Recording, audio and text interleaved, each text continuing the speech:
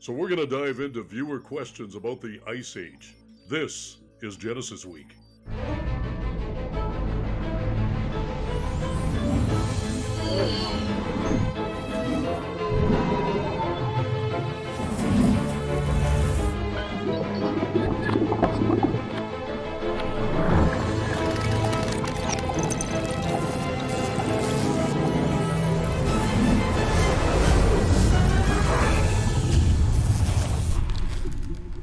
And welcome to this episode of Genesis Week, the weekly program of creationary commentary on news, views, and events pertaining to the Origins controversy made possible by the supporters of Core Ottawa, Citizens for Origins Research and Education.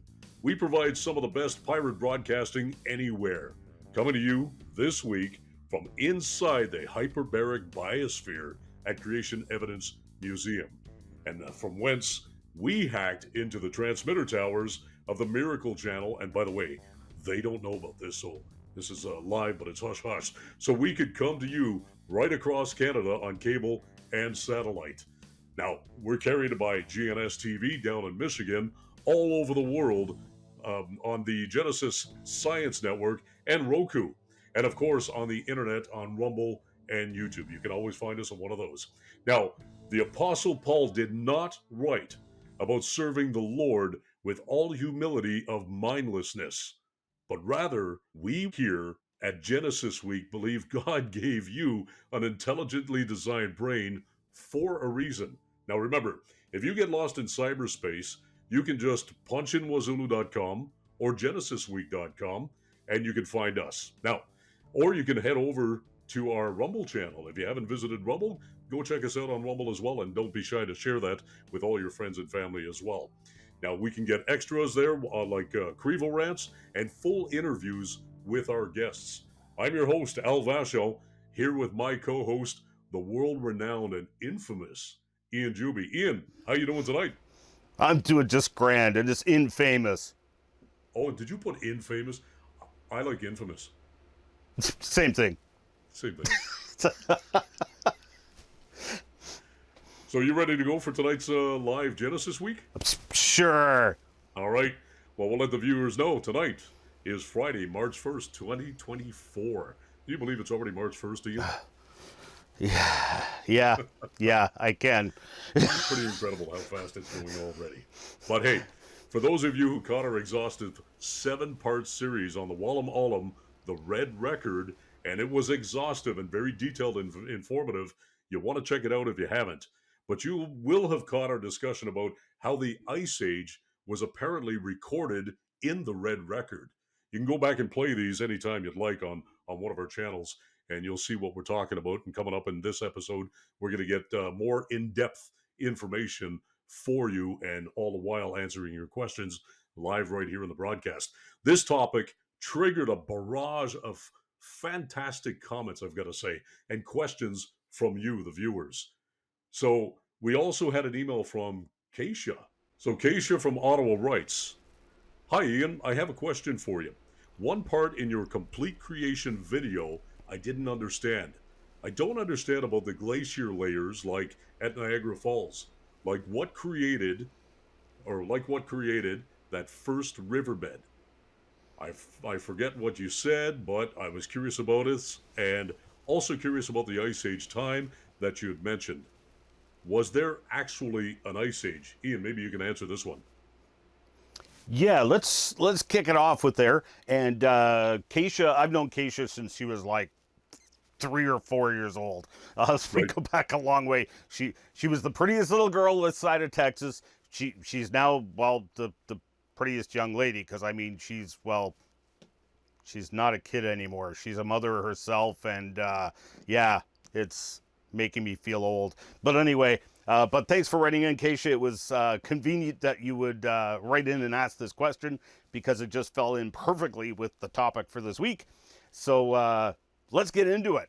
So was there an Ice Age? Now, surprisingly, this is one area I think both evolutionists and creationists will agree on, is that there was an Ice Age.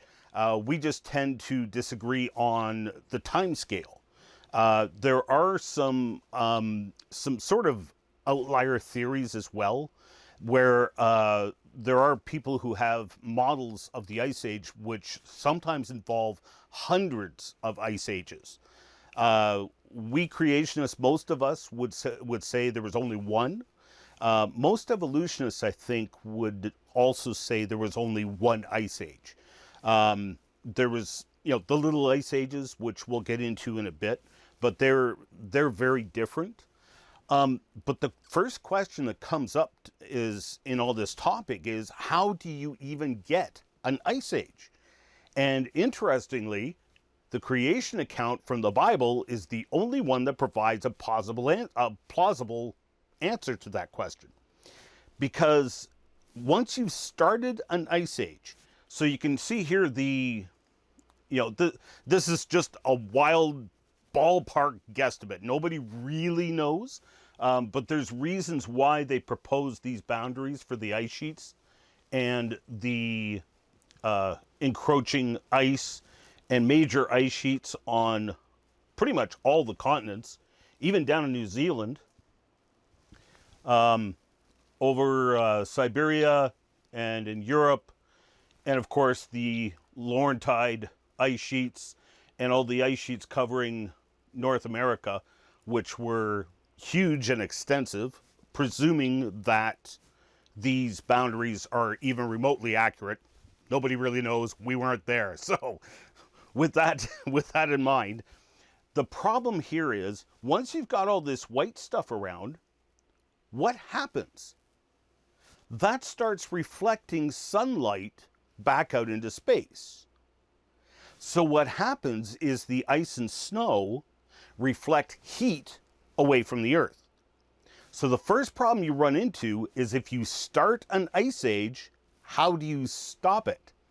Because it's sort of self-sustaining, if you will. But further to that, how do you even start one? Now, the evolutionary and deep time community do not have an answer for this. They just simply say it happened, it started. However, we creationists, basing our theories on the biblical account specifically of a worldwide flood, we have a plausible theory as to how that started, but it's based on a global flood. So what I want to show you here, this is a map of, these are all what they call large igneous provinces. Basically, they're lava flows, and they're absolutely gargantuan. Anybody who has driven the northwestern U.S., Washington, Oregon, Idaho, you will have driven through the Columbia flood basalts, the Columbia River large igneous province. And you will literally drive for hundreds of miles through these massive lava flows. Now, here's a photo I took. This was in, I believe this was in Washington, but this was on the Columbia River. But look at this. Look at how thick this is. And we're talking hundreds of meters thick of these massive lava flows that, as you can see, just covered huge areas. And that's only one of the lava flows.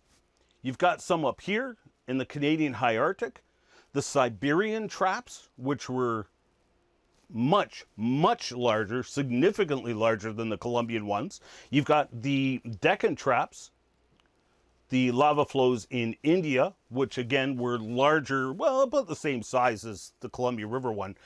But the point being here is there's profound evidence that all of these lava flows spilled out and flowed out onto the continents while underwater.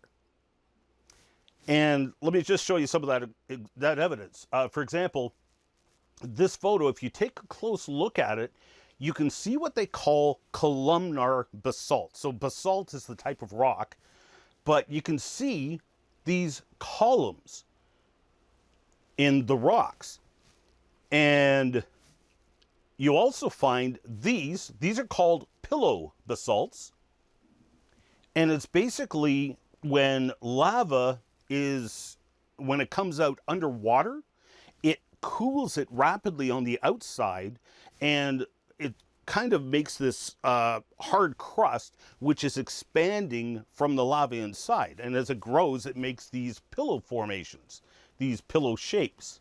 And there are videos that you can actually look up on YouTube and other channels that you can actually see these formations happening with underwater cameras that they've filmed, which is kind of neat. Yes. So this is another, this is a close-up. You can see the columns in the lava flows. And in particular, when the columns kind of bend like this. And this was actually discovered in Iceland when there was a massive lava flow that was threatening a town.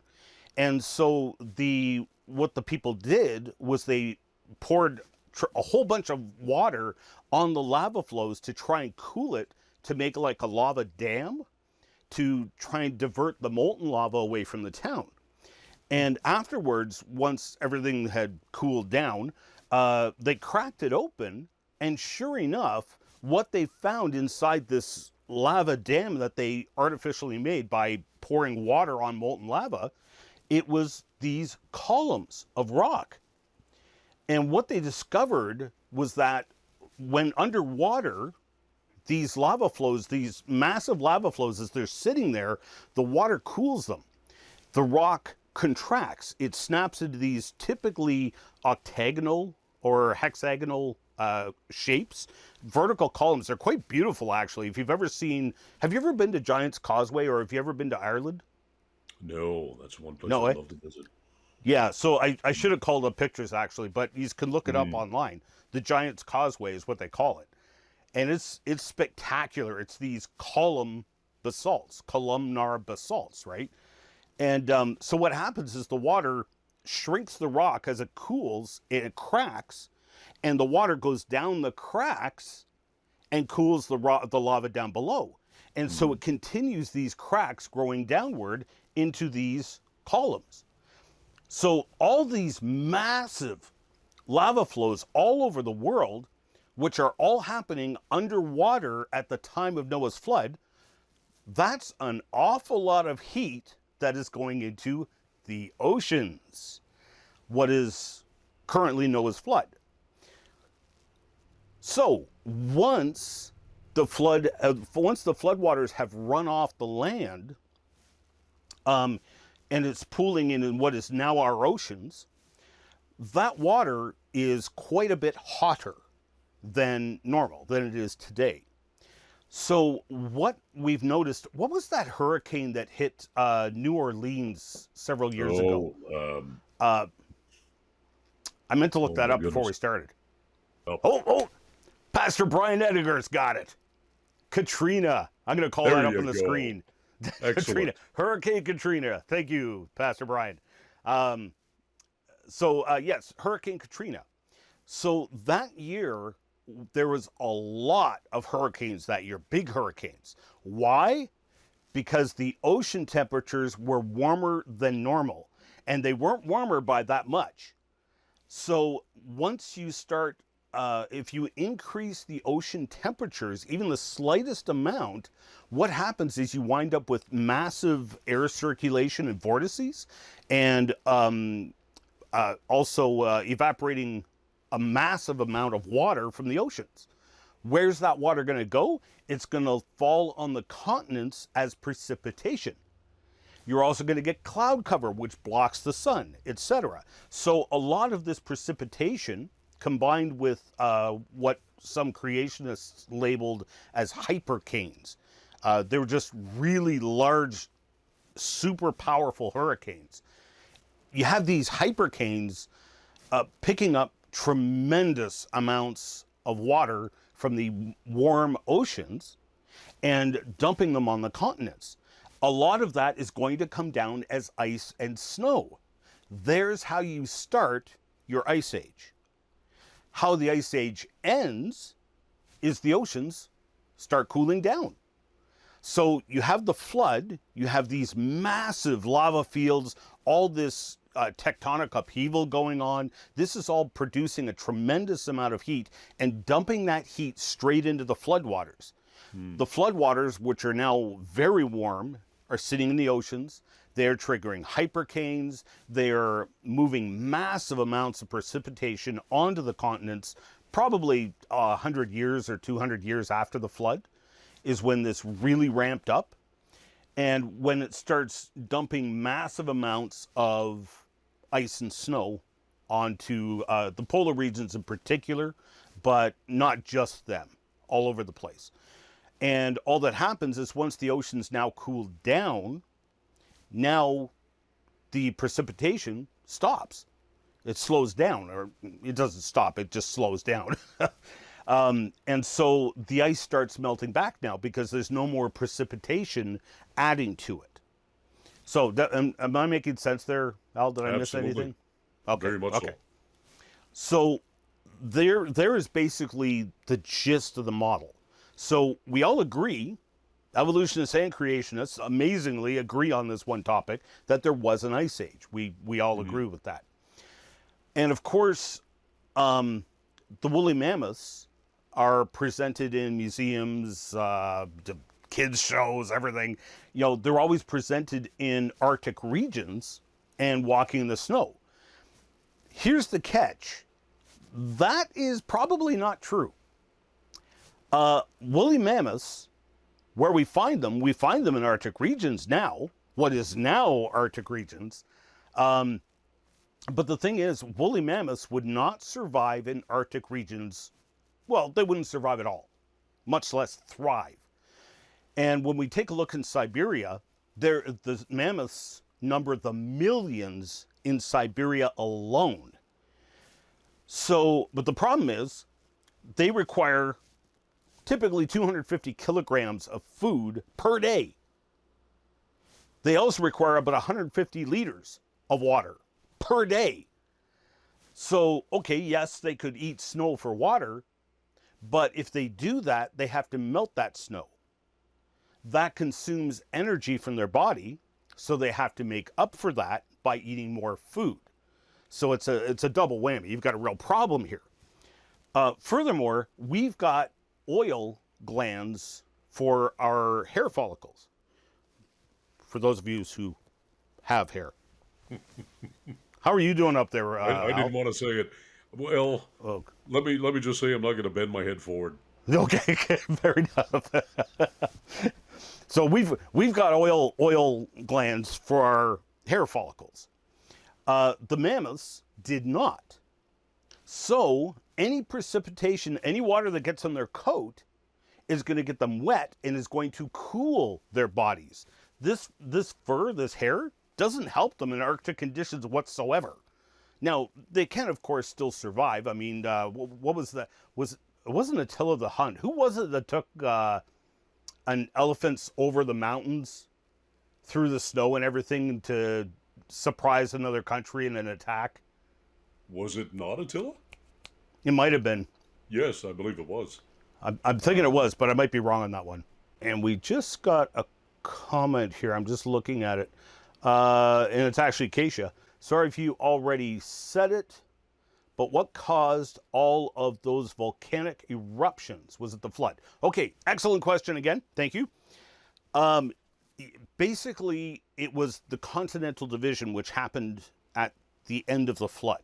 So you've got continents, which we've discussed elsewhere in the show.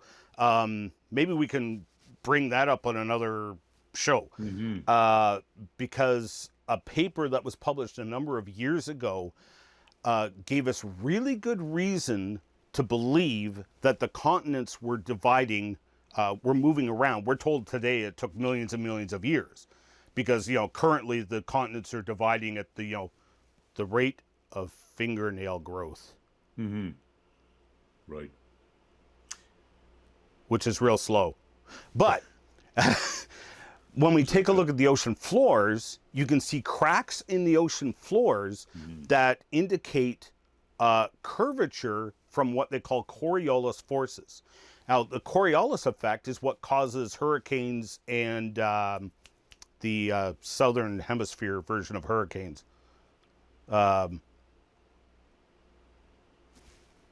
My goodness, I've forgotten what they're called. Starts with a T. You got You me. can't remember. You can't remember either, eh? No. Ah, Yeah, but we do have a comment on your on the one thing that you had mentioned earlier about the woolly mammoths, and it wasn't. typhoons. Yeah, typhoons. No, that's the wrong The, one. This one, Hannibal. oh, Hannibal. Hannibal. Yes, Of course. yes. Yes. Okay. So Bob in Uh, Indiana, thank you for that. yes. And thank you, James, for typhoons. So, in the northern hemisphere, the hurricanes rotate in one direction. In the southern hemisphere, typhoons rotate in the other. And that rotation is caused by the spin of the Earth. So when you look at the ocean floors, you see the cracks in the ocean floors that were left behind by the continental division, and they are curved in the direction of Coriolis.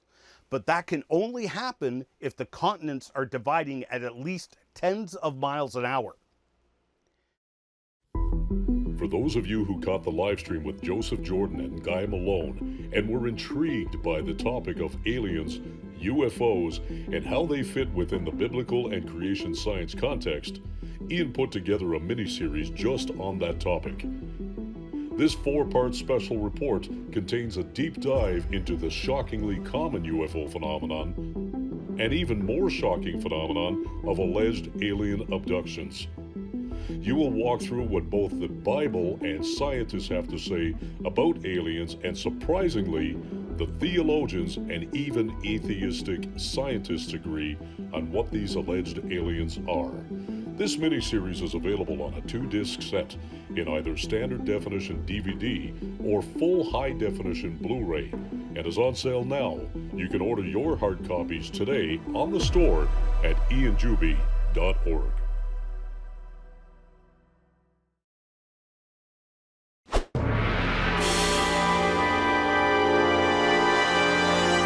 Woohoo! Mail for me?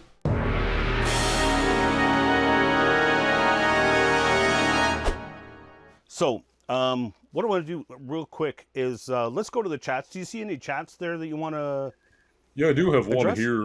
Jungle Jargon says the glacial striations on South America, Africa, India, and Australia show that they were connected to Antarctica after the global flood buried the fossils below. I think I'm following what he's saying there. So the striations, I think you can see it even in North America, the upper states in the United States. You can see where the glaciers came down and actually created striations in the rock that are still visible today. And you can almost see where the ice age ended by these striations. Yes. I've seen, again, a documentary on this, and I think that's what Jungle Jargon is mentioning there. And you can see these Yeah. striations all around the world. And I think, correct me if I'm wrong there, Jungle Jargon, but I think what you're saying is that basically these striations line up on continents now separated. So if you put the two back together, the striations all line up, and that of course is on top of, that's in the, the very top of the rock and fossil record. Am I following you there? Because I'm not familiar with the striations argument. Yeah, it's. I did come across this a little while ago, and I was following it a little bit. I didn't get really too in depth about it, but again, in the documentary I watched a while back, I could probably source it out and put a link. But they did follow striations, and precisely to your point, it didn't matter what continent you're on. You'd go and you'd find these striations, and they were kind of uniform. They followed each other. Exactly to your point on Jungle Jargon's comment there. Okay. And just a quick point on the striations. There is some debate over how they were formed. I'm certainly willing to accept that they might have been caused by, for instance, glacial movement, dragging rocks across the surface. We see that today. So, I mean, there's something we can observe today that kind of matches. Some have suggested, however, that it was possibly the receding floodwaters as they left the continents and basically moving rocks real fast across the surface, right? We talked about that in previous shows where, for example, Cypress Hills Interprovincial Park in Alberta and Saskatchewan, on the border of Alberta and Saskatchewan, it's composed of rocks that came from 700 kilometers away in Idaho. Right. And those rocks, basically, I won't go into it today because that's off topic, but basically we can definitively say they were moving at highway speeds. So they probably made that trip in 10 hours. So massive wall of water moving at highway speeds, like 75 miles an hour minimum, which is 120 kilometers an hour, I believe. And that's the minimum speed required to pick up the rocks in Idaho and move them. And the water didn't slow down enough before it started dropping the rocks because it was running out of speed to carry them, running out of sufficient speed. It was finally starting to slow down by the time it got to Alberta and Saskatchewan. So what was this wall of water and rock doing on the way there? Was it making these striations? I don't know. I'm just saying there's another possibility. So jungle jargon, again, it's evidence in support of the earth being divided in the days of plague. Okay. So that's what he's arguing. Okay, yeah. Thank you to those who joined us for this live recording of this show, and please follow us on social media to find out when the next live stream is so you can jump in and participate in the discussion. Now, we'll bid you a good night and leave you with those words of hope and warning from our Creator, the Lord Jesus Christ, who said, "I am the way, the truth, and the life. No man comes to the Father except through me." So everyone have a wonderful evening, and God bless.